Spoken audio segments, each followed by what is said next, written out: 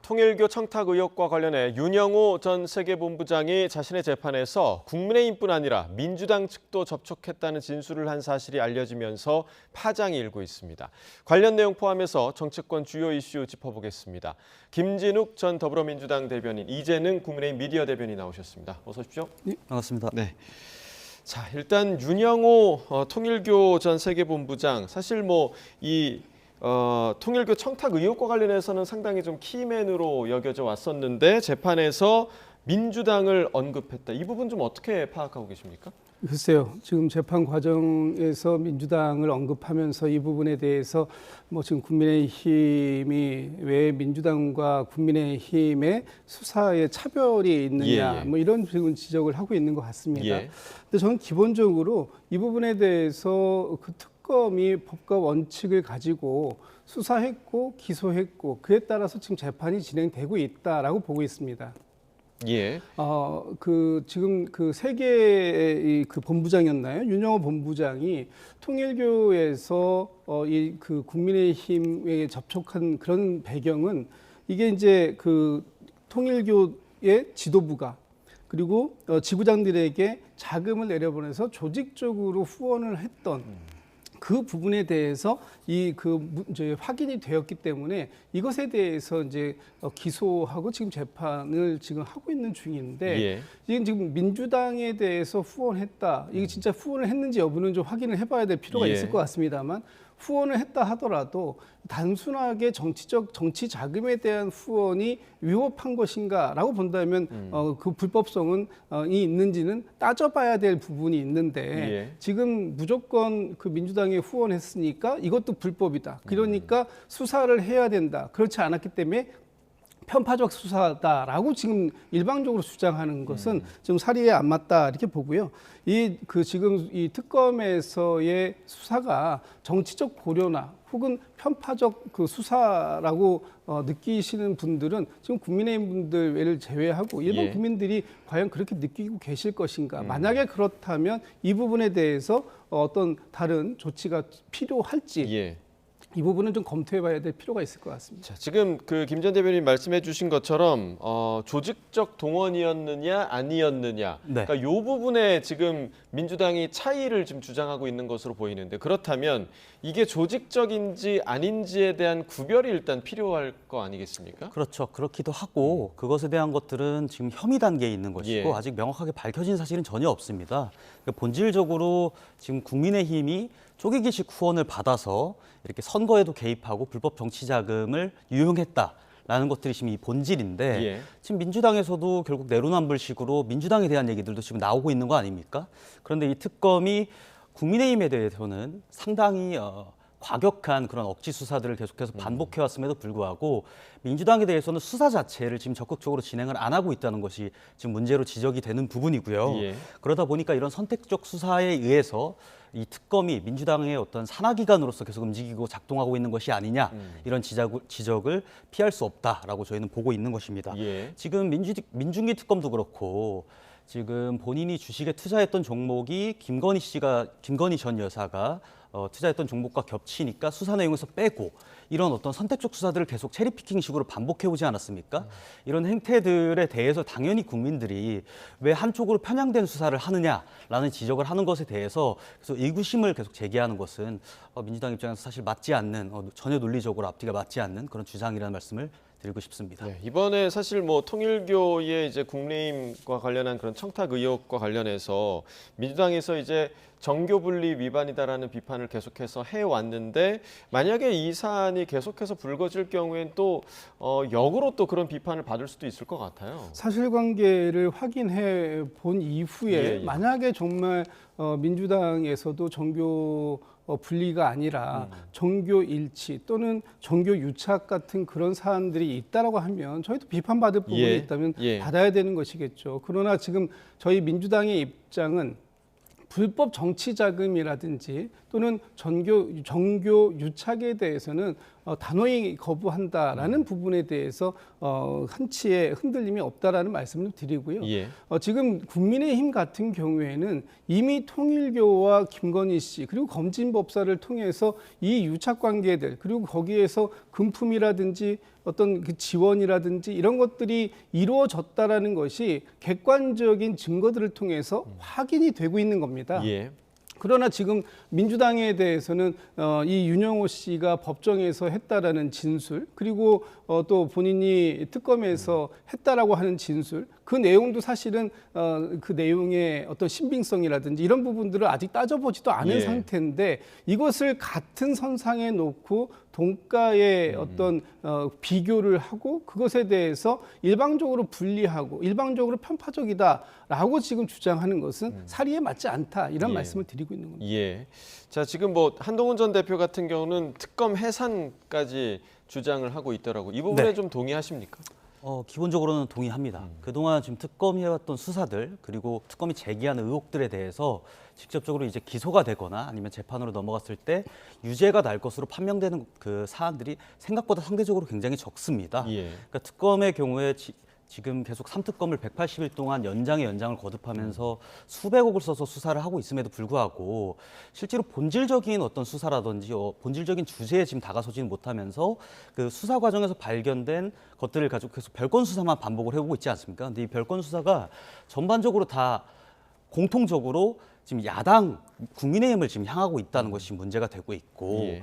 실질적으로 유죄가 판결될 것들은 상대적으로 지금 적은 상황이다. 이런 점들을 지금 한동훈 대표가 지적을 하면서 특검은 이제는 해체를 해야 되는 상황이 아닌가, 이런 얘기들을 좀 주장을 하고 있는 것 같습니다. 네. 그런데 이제 민주당에서는 또 2차 특검 얘기까지 좀 나오고 있습니다. 사실 뭐 특검 수사와 관련해서, 그러니까 이번 그 비상계엄과 관련해서는 대통령도 끝까지 뿌리를 뽑아야 한다라고 지금 이야기를 한 상황이었기 때문에 2차 특검에 대해서 대통령도 좀 힘을 실어준 거 아니냐, 이런 해석도 있었는데요. 대통령께서 어떤 뭐 생각을 가지고 계신지를 구체적으로 말씀 주시진 않았습니다만, 저희 민주당 입장에서 본다면 지금 김건희 특검이 이번 달 이제 28일인가요? 예. 이제 활동을 종료하게 되는데, 사실 김건희 특검이 처음 출발할 때 16가지의 혐의점을 가지고 출발을 했습니다.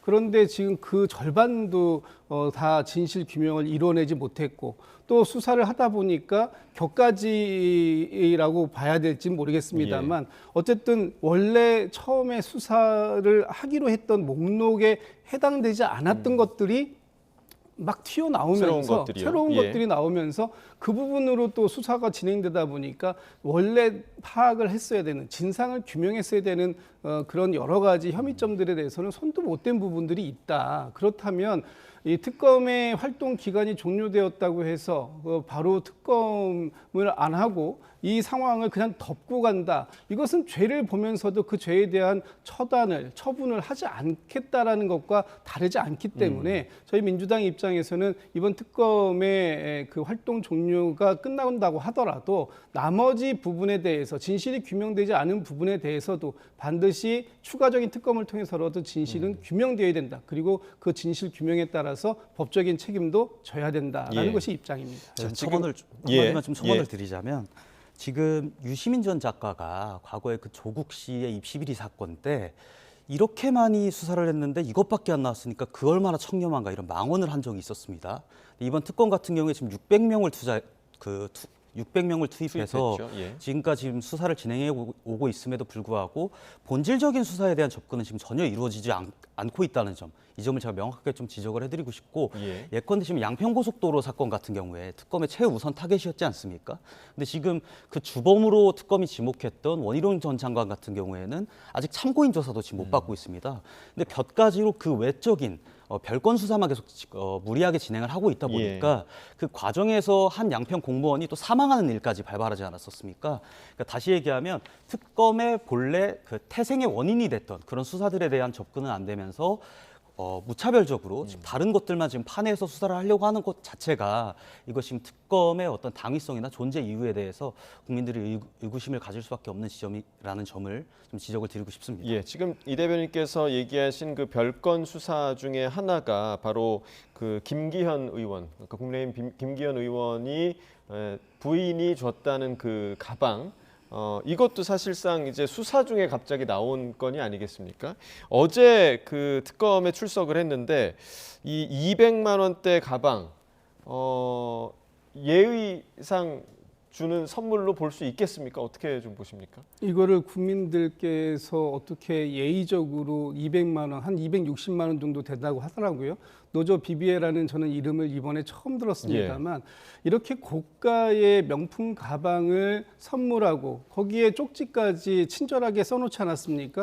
이번 당대표 선거에 도와주셔서 감사하다. 이런 취지의 그 쪽지가 있었다. 그렇다면 김건희 씨가 이 대통령의 부인으로서 도대체 그 국민의힘의 당무에 특히 전당대회에서 당대표 선출하는 데에 어떠한 관여를 했고 어떠한 도움을 줬길래 이렇게 비싼 명품 가방을 선물 받은 것인가. 그렇다면 이 대가성에 대해서 명명백백하게 밝혀내야 될 필요가 있는 것이고요. 이것은 제가 볼 땐 별건이 아니에요. 왜냐하면 권성동 의원이 통일교 측으로부터 어떤 지원을 받으려고 했던, 그래서 조직적으로 당원을 가입시키려고 했던 그런 사건들을 수사하는 과정들 속에서 당시 권성동 의원은 자진 사퇴를 해서 불출마를 했습니다만 그 이후에 김기현 의원이 당대표에 출마하고 그리고 김기현 의원이 당선까지 되는 그 과정들, 일련의 과정들 속에서 어떤 이 지금 김건희 씨와 관련된 그리고 지금 이 통일교 측과 관련된 여러 가지 상황들 속에서 증거로 나온 것이기 때문에 이 부분에 대해서 명쾌하게 입장을 좀 밝혀주셔야 되는데 좀 안타까운 것은 국민의힘에서 이 부분은 그냥 뭐 의례적인 선물이다, 사회적 예의다 이런 정도로 그냥 퉁치고 넘어가려고 하는 이런 모습을 보이고 있는 것, 이런 건 굉장히 문제 있다고 보고요. 잘못된 부분이 있다면 솔직하게 무엇이 잘못됐는지 국민들께 사과하고 그런 진실된 설명을 좀 했어야 되는데 그런 부분은 전혀 없다라는 측면을 좀 지적을 해야 될 것 같습니다. 네, 그러니까 이제 사실상 형식상으로는 별건 수사임은 맞지만 그 내용을 들여다보자면 근본적인 내용을 밝히기 위한 과정 속에서 나온 일들이다라는 주장이시거든요. 맞습니다만 지금 이 의혹에 대해서 국민들이 의구심을 가지고 있는 것에 대해서는 저도 같이 공감을 합니다. 근데 이것은 기본적으로 200만 원 정도 상당, 200만 원 상당하는 그런 가방에 대한 알선수재 정도인 것이거든요. 이것은 특검에서 다룰 문제가 아니고요. 일반 수사에서도 통상적 수사에서 충분히 밝혀내고 입증할 수 있는 부분이라는 점을 좀 말씀을 드리고 싶습니다. 그리고 애초에 지금 김기현 대표 가방 선물 관련해서는 특검이 처음에 제기한 어떤 그 통일교 입당원들의 숫자가 수만 명이었습니다. 근데 지금 기소 내용을 보면 2,400명밖에 안 돼요. 근데 이번에 김기현 대표가 당시에 당선됐을 때 그 득표했던 그 숫자를 보면은 24만 표, 그러니까 과반을 득표하면서 압도적인 이제 당선이 됐었거든요. 근데 고작 지금 제기한 것이 2,400명 정도이고 2,400명을 만약에 투입을 시켰다고 하더라도 이것이 과연 김기현 대표의 당선에 얼마나 도움이 됐을 것이냐, 이런 것들에 대한 그 대가성에 대한 것들이 굉장히 좀 혼재되어 있다는 말씀을 좀 드리고 싶어요. 그리고 대가성을 입증하는 것은 특검이 해야 되는 문제입니다. 지금 정황만 있는 것이 증거가 있는 것이 아니거든요. 실제로 이 통일교를 회유해서 전당대회에 통일교 그 신도들을 투입시켰다는 것들이 명확하게 밝혀지지 않았습니다. 그러니까 예컨대 지금 최근에 그 문진석 의원이 김남국 의원에게 인사청탁을 했던 것들, 메시지로 직접적으로 인사청탁을 하는 것들이 또 국민들께 노출되지 않았습니까? 그런 식으로 좀 구체적인 어떤 대가가 있었는지 어떤 대가를 추구했었는지가 국민들 앞에 드러나야 그것이 재판으로 이어지는 것이다라는 말씀을 거듭 드립니다. 그 사안과 관련해서는 잠시 후에 저희 이제 다시 한번 이야기를 나누겠고요. 그리고 이제 내란 특검이 청구했던 추경호 의원에 대한 구속영장이 기각이 됐죠.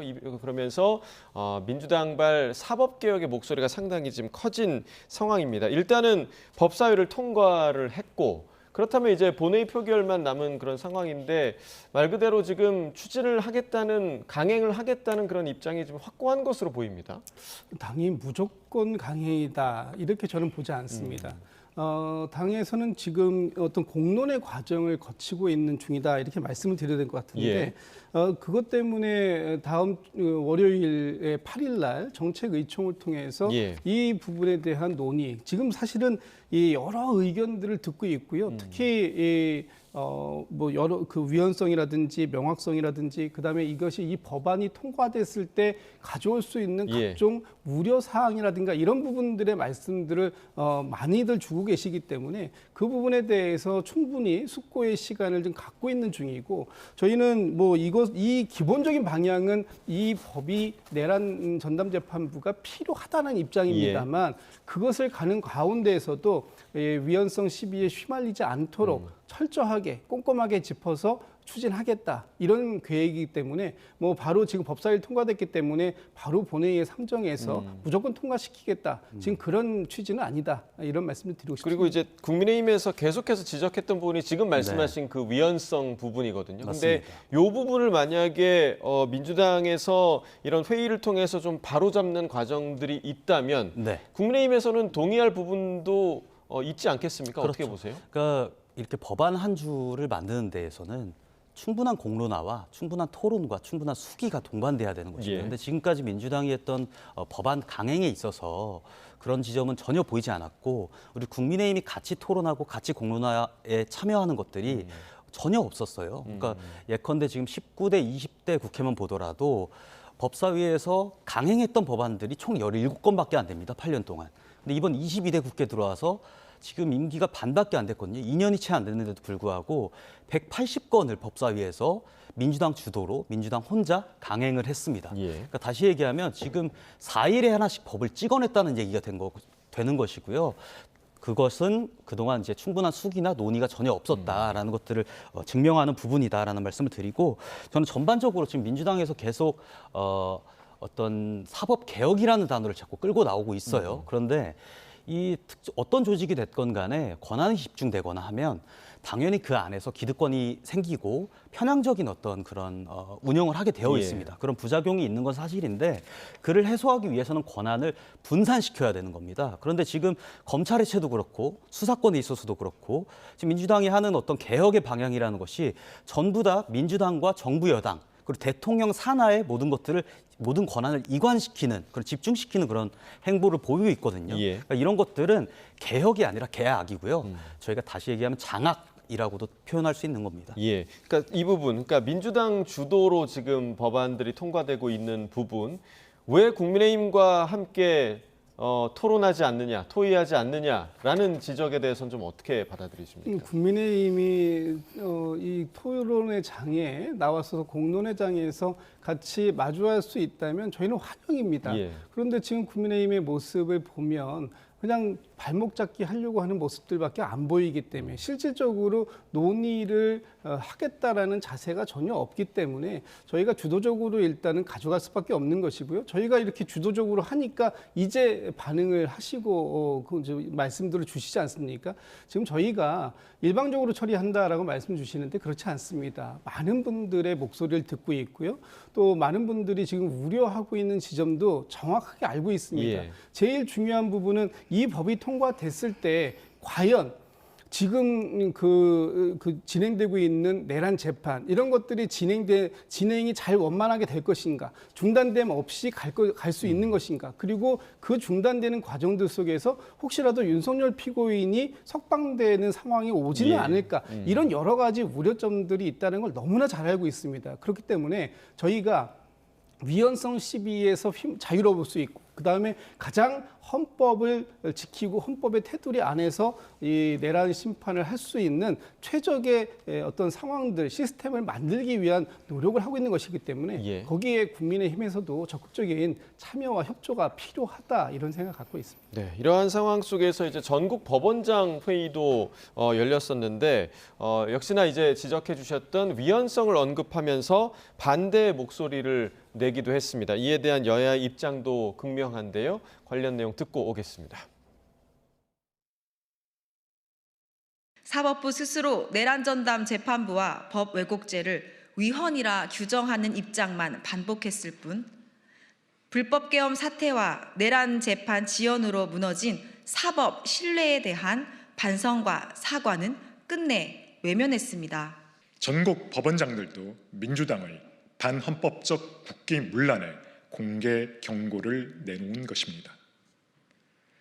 대한민국이 사법 정의를 지키기 위한 법원장들의 외마디 외침에 우리는 기울여야 합니다. 자, 그러니까 이제 지금 뭐 백승하 대변인의 얘기를 듣자면 왜 사법부는 반성하지 않느냐, 사법부가 잘못한 부분에 있어서는 짚어내야 되는 부분 아니냐라는 얘기잖아요. 사법부가 뭘 잘못했죠? 사법부는 그동안 정상적으로 본인들이 사법부를 운영해왔던 방식대로 이 내란죄에 대해서도 똑같이 지금 적용을 해서 운영을 하고 있는 겁니다. 그렇기 때문에 사법부에 대한 불신이나 어떤 사법부에 대한 불만은 민주당이 조성한 것이다라는 말씀을 드리고, 이 불신이 국민들이 불신을 하는 것이 아니라 민주당이 본인들 입맛에 맞게 사법부가 진행하고 있지 않으니 재판에 개입해서 사법부가 본인들의 입맛에 맞는 그런 결과나 과정을 만들기를 지금 종용하고 있는 거잖아요. 이것은 삼권 분립을 기본적으로 해치는 겁니다. 그러니까 예컨대 지금 87년 저희 헌법이 탄생하게 된 배경에 있어서 그 앞서서 유신 체제라든지 아니면 5공화국 시절에는 대통령이 대법원장도 임명하고 예. 청문회도 없이 법관들도 막 임명을 했습니다. 근데 그것들이 이제 너무 독재적으로 흘러가다 보니까 저희가 87년 민주화운동 이후로 이 삼권 분립을 기반으로 해서 국민들이 권력을 통제하는 그런 방식을 지금 차용하게 된 거다. 헌법으로 제정하게 된 것 아닙니까? 예. 근데 지금 민주당에서는 내란 특별재판부라고 해서 재판부도 본인들이 구성하겠다고 해. 법원들도 본인들이 늘리겠다고 하고, 또 법 왜곡자라고 해서 지금 이번에 그 법원장 회의에서도 지적이 된 바 있는데 이것이 주관적으로 법이 어떤 부분이 왜곡되는지 이런 부분에 대해서 명확성의 원칙이 전혀 지켜지지 않고 있다는 거예요. 그럼 다시 얘기하면 권력이 해석하는 대로 법을 해석하지 않으면 재판부나 혹은 법관들에 대한 단죄를 하겠다라는 얘기가 되는 겁니다. 예. 그러니까 지금 입법부, 행정부에 이어서 사법부까지 넘어가게 되면 민주주의의 근간 그리고 헌법 체계가 근본적으로 지금 흔들리고 무너지게 되는 것이기 때문에 이에 대해서 저희 국민의힘뿐 아니라 사법부 조희대 대법원장 그리고 전국의 대법원장들도 지속적으로 지금 문제를 제기를 하고 있는 것이고요. 예. 이번처럼 사법부가 신중해야 된다. 사실 이런 얘기를 했는데 이렇게 직접적으로 지금 정부 여당의 입법을 통한 사법 장악을 지적하는 것은 굉장히 이례적이다라는 말씀을 좀 드리고 싶습니다. 자, 삼권 분립 체계에서는 사실상 이 권력에 대한 견제가 필수인데 지금 민주당에서 지금 얘기를 하는 거는 사법부에 대한 견제가 이루어지지를 않는다. 사실 이 부분 때문에 사법 개혁을 하려는 거 아니겠습니까? 그렇습니다. 사법부의 신뢰도가 높다면 국민들께서 정말 사법부의 하나하나에 대해서 다 믿고 맡겨야 되는 것이죠. 그런데 지금 사법부의 신뢰도는 소위 그 국회의 신뢰도보다 훨씬 더 못하다 이런 평가를 받고 있습니다. 그렇다면 이 사법부가 정말 잘못한 게 없다고 말할 수 있을까요? 저는 사법부에 대한 신뢰도가 이렇게까지 떨어졌을 때 과연 사법부가 사법 신뢰도를 회복하기 위해서 어떠한 노력을 했는가 묻지 않을 수 없습니다. 예를 들어서 사법부가 자성의 목소리나 혹은 반성, 성찰의 목소리가 단 한 번이라도 나왔을까요? 어제죠. 어제 그 법관들이, 그 법원장들이 모였습니다. 예. 모여가지고 많은 말씀을 오랫동안 하셨는데 저는 그래도 최소한 우리가 이 사법부가 이렇게까지 국민들에게 신뢰받지 못하게 된 점에 대해서는 정말 성찰합시다. 이 메시지가 제일 첫 메시지로 나오고 그 다음에 지금 입법부가 추진하고 있는 내란 전담 재판부라든지 법 왜곡죄라든지 이런 부분들에 대해서는 좀 문제가 있어 보인다. 이런 지적을 했다면 오히려 국민들께 그래도 사법부가 뭔가 좀 생각이 있는 분들이구나라는 생각을 했을 것 같아요. 예. 그런데 전혀 그렇지 않았습니다. 오히려 지금 위헌성 시비를 하고 사법부의 독립만 얘기를 하시는데 사법부의 독립은 국민들의 신뢰가 있을 때 그 위에서 존재할 수 있는 것이지 사법부 혼자 그냥 마음대로 할 수 있는 것은 아니다. 그리고 사법부도 견제의 대상이 되어야 합니다. 입법부와 행정부만 견제의 대상입니까? 사법부도 견제의 대상이 되어야 삼권이 분립되는 것이고 삼권이 서로가 서로를 견제하는 가운데에서 발전될 수 있다. 이런 측면 다시 한번 말씀드리고 지금의 사법부가 이번 내란 사태를 대하는 태도 그리고 이 내란 재판을 수습해가는 과정 여기에서 국민들의 신뢰를 어떻게 회복할 것인지 하는 부분에 대해서는 다시 한번 성찰의 시간을 좀 가지셔야 될 것 같습니다. 네, 일단은 이제 다음 주죠. 9일에 본회의가 예정돼 있고 10일에 임시국회가 열릴 예정입니다. 지금 민주당에서 이 법안과 관련해서 강행 처리를 하게 될지 좀 지켜봐야 할 부분인 것 같고요.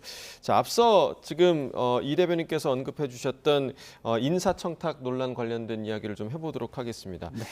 김남국 비서관이 결국 사퇴를 했고 대통령실에서 사표 수리를 했습니다. 근데 지금 이 이후에 네. 민주당 일부에서 특히나 이제 김남국 비서관에 대한 옹호의 목소리가 또 나오고 있더라고요. 이 부분 네. 좀 어떻게 보셨어요? 그러니까 궁극적으로 김남국 비서관은 사퇴를 했고요.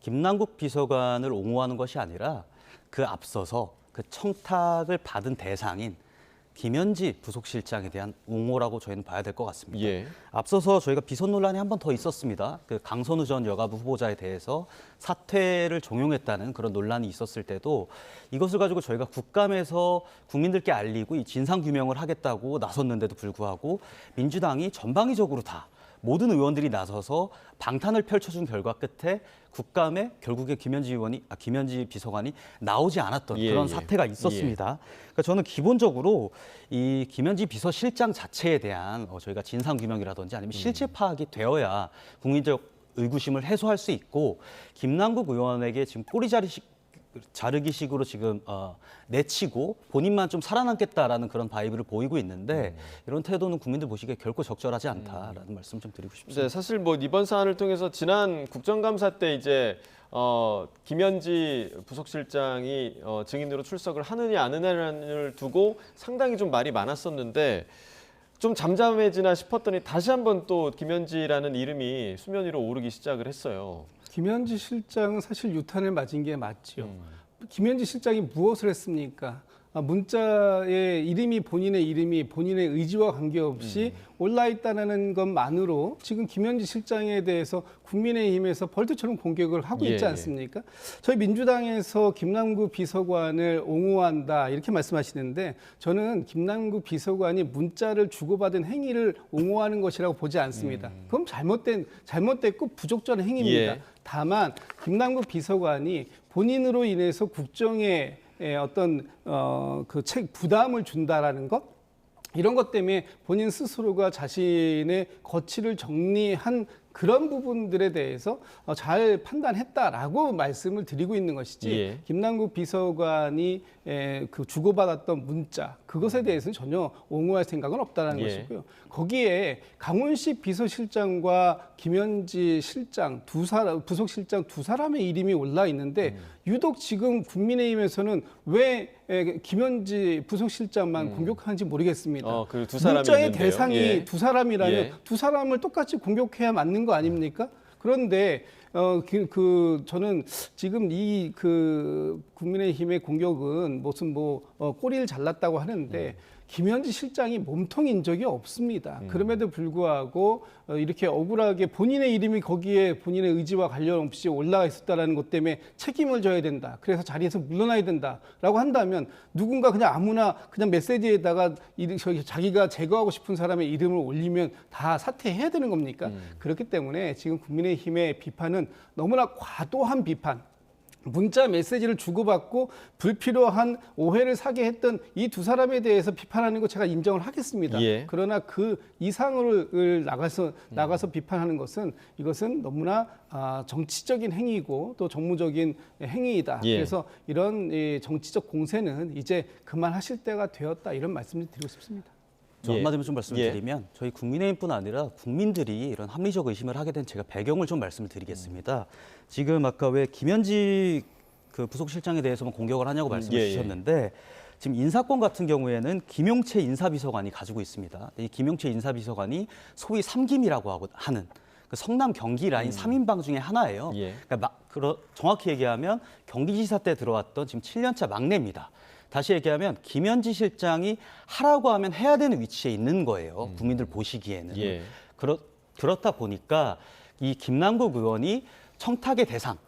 제대로 짚었다라고 저는 국민들은 보고 있는 것이고 더불어서 지금 문진석 의원과의 그 대화 내용을 보면 문진석 의원한테 김현지 실장한테 얘기를 하겠다라고 얘기를 했더니 문진석 의원이 뭐라고 합니까? 맞다. 살펴달라. 그리고 웃음 표시를 하거든요. 예, 지금 나오고 있네요. 예. 지금 둘 다 김현지 부속실장이 인사권까지도 개입할 수 있다는 것을 내포한 대화 내용을 지금 보이고 있는 겁니다. 그렇기 예. 때문에 저희가 김현지 비서실장에 대해서 지금 본격적으로 좀 말씀을 드리고 있는 것이고요. 더불어서 지금 민간기관 아닙니까? 이게 한국자동차 모빌리티 산업협회라는 예. 곳이 민간기관임에도 불구하고 지금 부속실장인 김현지 실장에게 지금 청탁을 했다는 것. 이것은 민주당의 인사 방식이라든지 대통령실의 인사 방식이 대통령과 가까운 측근이라고 해서 본인들이 이렇게 권력을 남용하고 인사를 추천하는 그런 어떤 모양새를 보여오는 것이 그 전에도 아마 그랬을 것이다라는 국민들의 합리적 의심을 이끌기에 충분하다라는 말씀을 좀 드리고 싶습니다. 자, 어찌됐든 이 부분에 대해서 대통령실에서는 대통령실이 인사권을 가질 수 있는 자리가 아니다라고 얘기를 한 상황이고 지금 사실 김남국 비서관은 대통령실의 엄중 경고 뒤에 사퇴를 했지 않습니까? 지금 그런데 이제 문자를 먼저 보낸 당사자, 그러니까 문진석 민주당 원내 운영수석 부대표 같은 경우도 김병기 원내대표 선에서 지금 엄중 경고가 있었고 그 이후에 본인이 사과를 하기도 했는데 지금 문진석 부대표에 대한 거취 표명은 따로 없을까요? 어떻게 좀 예상하세요? 글쎄 그 부분은 제가 좀 말씀드리기가 좀 난감한 부분이 예. 있어요. 왜냐하면 의원은 스스로가 정치적 책임을 지는 자리입니다. 이렇게 대통령의 비서관처럼 예. 공직 기강이라든지 또는 그 전체적인 이 비서로서의 역할, 이 범위를 벗어난 일탈행위나 이런 부분들이 있었을 때 그 지휘 감독자가 어떤 이 책임을 물을 수 있는 그런 자리는 아니기 때문에 예. 이 문제가 이렇게 거론이 됐고 또 문자를 받은 사람이 예. 지금 본인에 대한 책임을 자리에서 물러나는 것으로 졌다면 그 부분에 대한 고민도 좀 필요하신 때가 아닌가라는 생각이 들고요. 뭐 이 부분에 대해서는 그 원내 수석 부대표라는 자리에 대한 인사는 예. 김병기 원내대표가 가지고 계신데 뭐 원내대표께서 적극적으로 강력하게 경고의 메시지를 내신 것, 이 이상이 어떤 상황이 있을지 이 부분은 좀 지켜봐야 될 필요가 있겠다 이런 생각이 듭니다. 네, 그러니까 반대로 이 부분에 대해서 이제 문진석 의원에 대해서 국민의힘의 비판의 목소리도 크게 들리진 않더라고요. 사실은 문진석 의원은 저희가 다른 범죄로 좀 비유를 해보자면 예를 들면 저희 강력범죄 중에 마약 수사가 있지 않습니까? 문진석 의원은 마약을 구매하고자 했던 자입니다. 김남국 의원은 마약을 운반하려고 했던 자입니다. 그리고 결과적으로 이 원천 그리고 마약을 생산하는 사람이라고 하면 누구겠습니까? 김현지 실장이 되는 겁니다. 그러니까 저희는 이 운반책이나 구매자가 아니라 그 꼭대기에 있는 지금 V0라고 불리는 김현지라는 사람에 대해서 우리가 감찰을 해야 된다는 주장을 하고 있는 것이고요. 더불어서 지금 이재명 대통령이 내부 감찰을 하겠다, 감찰단을 만들겠다라고 해놓고 예. 실제로 그것도 지금 계속 지지부진 연말까지는 안 되겠다 이런 식으로 좀 지연되고 있지 않습니까? 그러다 보니까 국민들도 계속해서 이제 소위 이제 김현지가 누구냐라는 의문을 제기할 수밖에 없고 앞서서 저희가 지난달 국정감사에서도 무려 5개 상임위에서 이 김현지 부속실장에 대한 의문이라든지 어떤 의혹들을 계속 제기를 해왔습니다. 예. 이것에 대해서 지금 하나도 밝혀지고 있지 않은 상황에서 계속해서 이렇게 감싸기만 하는 모습은 전혀 국민들 보시기에 적절치 않다라는 말씀을 강조드립니다. 네, 제가 짧게 한 말씀을 예, 드릴게요. 예, 예. 이 말씀을 꼭 드리고 예. 싶습니다. 지금 이 사안과 그 마약과 이런 비유는 너무나 적절하지 않은 비유였다. 이런 말씀을 꼭 드리고 싶습니다. 예, 알겠습니다. 오늘 두 분 말씀 여기까지 듣겠습니다. 김진욱 전 더불어민주당 대변인, 이재능 국민의힘 미디어 대변인과 이야기 나눠봤습니다. 고맙습니다.